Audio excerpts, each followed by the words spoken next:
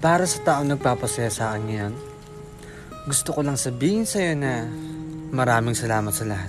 At nagpapasalamat din ako dahil ikaw yung taong binigay sa akin ni Lord. At maraming salamat dahil ikaw yung taong nagbuhos ng oras para pagbaguhin lang ang ugali ko.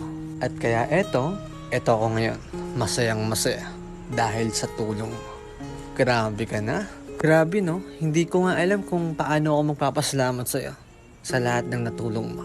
Basta lagi mo tatandaan, mahal na mahal kita. Dahil ikaw lang yung taong tumulong sa akin at nagpabago sa akin. At syempre, hindi lang sa tulong mo.